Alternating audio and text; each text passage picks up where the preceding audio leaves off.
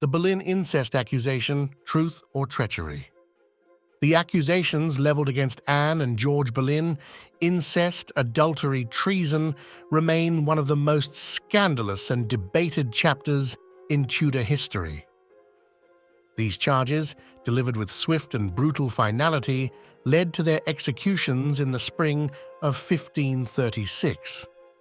But were they based on truth, or were they a carefully constructed fabrication designed to eliminate a queen and consolidate power? The questions surrounding the Boleyns' downfall continue to intrigue historians. Was Anne Boleyn truly guilty of the heinous crimes she was accused of? Or was she the victim of a ruthless political game, a pawn sacrificed to the ambitions of King Henry VIII and his court? The truth, as is often the case with Tudor history, is complex and elusive. Delve into the evidence, examine the political climate, and consider the motivations of those involved to unravel this enduring mystery. Was it fabricated evidence, a dark truth, or a combination of both that sealed the Boleyns' fate? The primary evidence against Anne and George Boleyn rests on the testimonies extracted from various courtiers, most notably Mark Smeaton, a musician in the Queen's service. Smeaton confessed to having an affair with Anne, a confession that sent shockwaves through the court and ignited the investigation. Other men, including Sir Henry Norris, Sir Francis Weston, and William Brereton, were also implicated in adulterous relationships with the Queen. Their testimonies, along with Smeaton's, formed the basis of the charges of treasonous adultery against Anne. However, the reliability of these confessions is highly questionable. Torture was a common practice during the Tudor period, and it is widely believed that Smeaton, a commoner, was subjected to it to force his confession. The threat of torture or the promise of leniency could easily coerce false admissions. Furthermore, the pressure to confess was immense, given King Henry VIII's well-known wrath and his determination to rid himself of Anne. The king's desire for a male heir, coupled with his growing weariness of Anne, created a climate of fear and suspicion. The details of the alleged affairs were vague and often contradictory. There was a distinct lack of concrete evidence to support the accusations. No letters, no witnesses, no indisputable proof ever surfaced to corroborate the claims of adultery and incest. The absence of such evidence raises serious doubts about the validity of the charges. It suggests that the accusations were based on rumor, innuendo, and coerced confessions. The political climate of the Tudor court in 1536 was volatile and treacherous. Henry VIII's desire for a male heir had become an obsession, driving his decisions and shaping his relationships. Henry's growing weariness of Anne was also a significant factor. The initial passion that had fueled their relationship had waned, replaced B. The king's eye had already begun to wander, settling on Jane Seymour, a more docile and compliant lady-in-waiting. The lack of a male heir from Anne created a powerful incentive for Henry to remove her from the throne. A new wife offered the promise of a son and the continuation of the Tudor dynasty. The accusations of treason, adultery, and incest provided the legal justification for Anne's execution.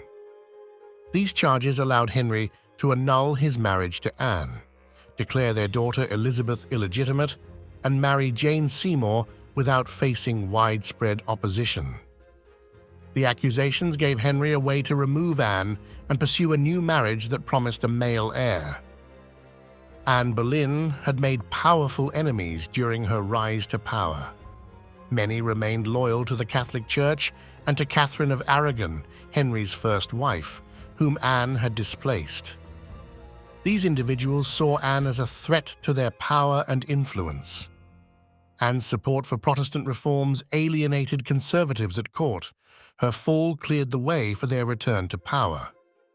These enemies likely played a significant role in orchestrating the accusations against Anne. They may have spread rumors, fabricated evidence, and manipulated witnesses to ensure her downfall. The Boleyn family's enemies were well-connected and influential, capable of manipulating events to their advantage. They saw Anne as an obstacle to their ambitions and were willing to use any means necessary to remove her from the scene. The accusations gave a perfect pretext to remove Anne and restore lost power and influence. While the evidence overwhelmingly points towards a politically motivated plot, the possibility of some form of inappropriate behavior on Anne's part cannot be entirely dismissed. The potential for flirtation and indiscretion was ever present. Courtiers vied for the king's attention and favor, and Anne, as queen, was at the center of this web of ambition and desire. However, it is crucial to emphasize that there is no credible evidence to suggest that Anne engaged in adultery or incest. The accusations were based on coerced confessions and rumors, not on solid proof of wrongdoing. The lack of concrete evidence, along with the clear political motivations behind the accusations, makes it highly unlikely that Anne was guilty. The overwhelming signs of a politically driven plot overshadow any suggestion of inappropriate behavior. The accusations against Anne were designed to destroy her reputation and justify her execution. The Boleyn sibling scandal remains shrouded in mystery, a dark and complex chapter in English history. While the possibility of some form of inappropriate behavior cannot be entirely ruled out, fueled by Henry VIII's desire for a new wife and the machinations of his enemies, the accusations against Anne and George Boleyn were a calculated act of treachery. They were designed to eliminate a queen who had outlived her usefulness and pave the way for a new marriage that held the promise of a male heir. The Boleyn scandal serves as a stark reminder of the ruthless pursuit of power in the Tudor court. It is a testament to the devastating consequences of false accusations and the ease with which reputations could be destroyed. The story of Anne and George Boleyn is a cautionary tale about the dangers of political intrigue and the fragility of power. It is a dark chapter in English history. The accusations against the Boleyns were a product of their time, a reflection of the political and religious tensions that gripped England during the reign of Henry VIII. The legacy of Anne and George Boleyn continues to resonate today. Their story serves as a reminder of the importance of justice, fairness, and the presumption of innocence. Be part of our journey, like this video, share it with the world, and subscribe for more adventures. See you next time, and thanks for watching.